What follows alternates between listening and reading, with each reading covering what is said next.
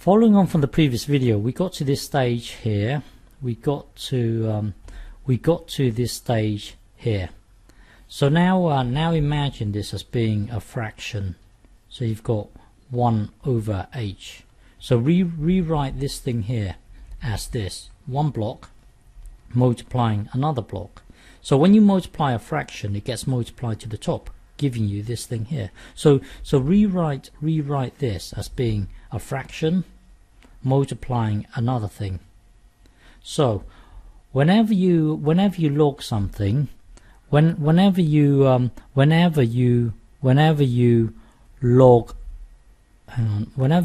something, you can bring the 2 down here. That will then give you this thing here. So it's 2 times this thing here. Well, you can work backwards as well. You can, whenever you get given a log 2 log something, you can push the 2 back up here to give you this thing here.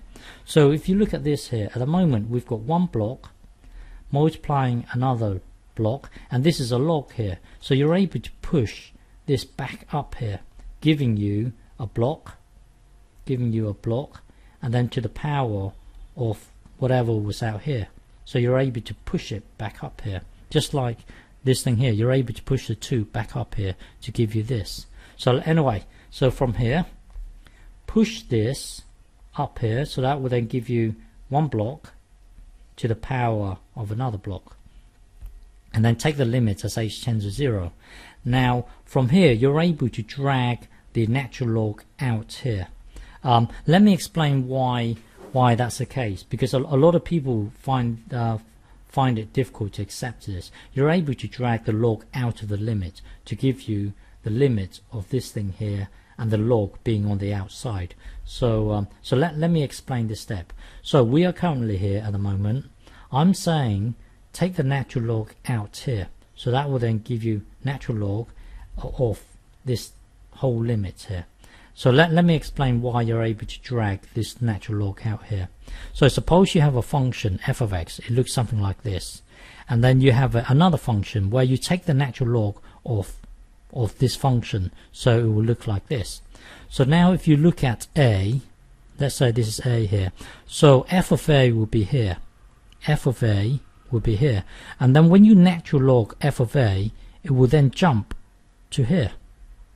Okay, so now let's look at b. So b here, this is b here, this here is f of b, and when you natural log f of b, it will then jump to this point here. And then let's look at c. This is f of c. When you natural log f of c, it will jump to here. So now if you let's go back to a here. If you're trying to find the limit, of this complicated thing here, if you're trying to find the limit of the natural log f of x, so that as x heads towards a, so that's you moving along this line here. So the limit is here from the right. Approach it from the right hand side. That will be here. So that's a limit at as x heads towards a. Now rather than doing this, I'm saying find the limit of the original function. Find the limit of the original function as x approaches a, and then once you've got that limit, then natural log it, and then it will jump to here. So natural log it, natural log the whole thing, and then that will then jump to here. So rather than you trying to find the limit, hang on, let me erase this. Let me erase this. So this is a here. So what I'm saying is, rather than you finding the limit of this complicated thing here, so rather than you doing this, I'm saying find the limit of the original function. So find the limit of the original function, and then once you've got that limit, then natural log it, then it will jump to the same place. So look at this here. You're in a way dragging this natural log out here. So that will then become this. I hope you can follow that. So the point here is that rather than finding out the natural log of this weird thing here, find the limit of that weird thing, and once you've got the limit, then natural log it, then it will jump to the same place. So in effect, you're able to drag this this natural log out here. So that will then give you this thing here.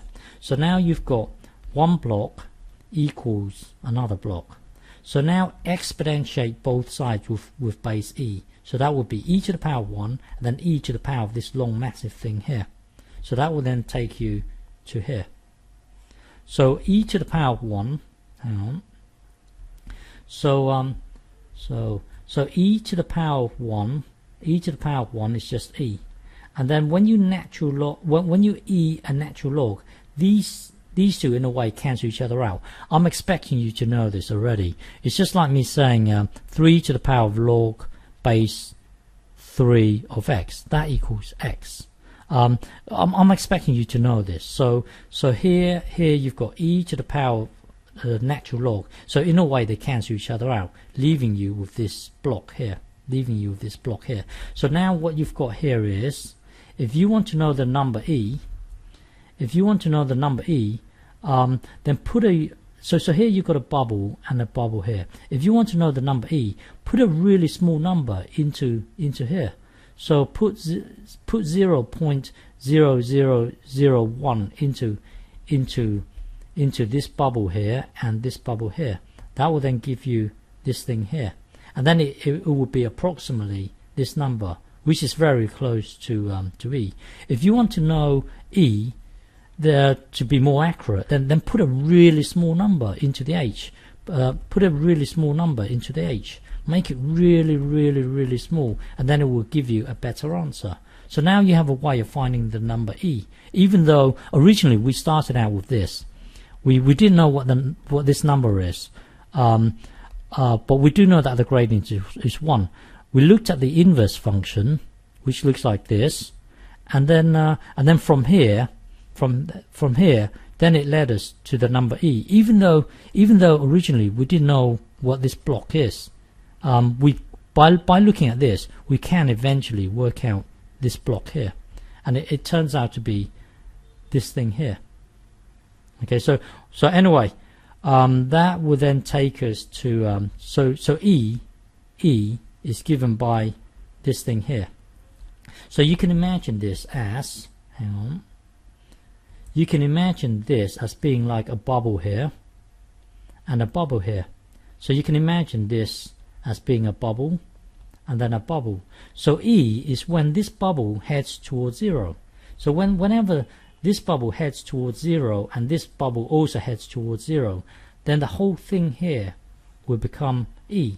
So this bubble, I can call this bubble any name. I could call it h, but just allow me to call it x, so it looks neater. So let's just say this bubble here is x, and then this bubble here is x. Take the limit as x tends to 0. This is a neater way of writing it. It's a neater way of writing it rather than using h. It's just me changing the name. It's not that important. So allow me to call this x. So e is given by this. But then if you look at our first video, when we were doing the interest rate of the bank, we had this.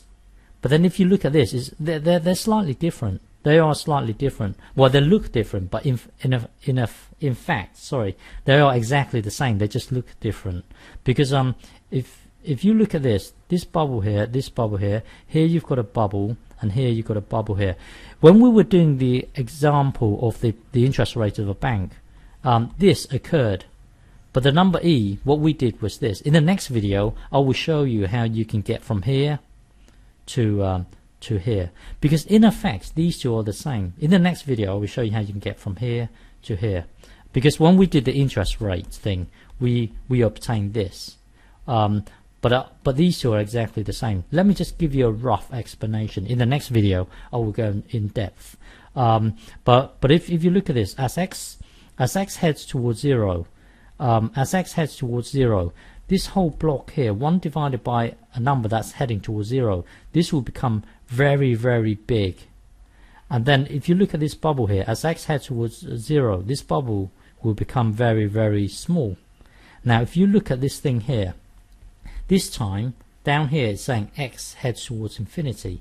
Well, x heads towards infinity, this bubble here will be very, very big, heading towards very, very big.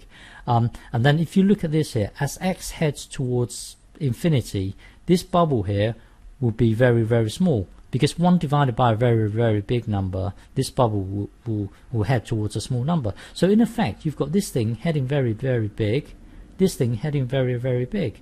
In effect, these two are the same. I will explain more in depth in the next video. Okay.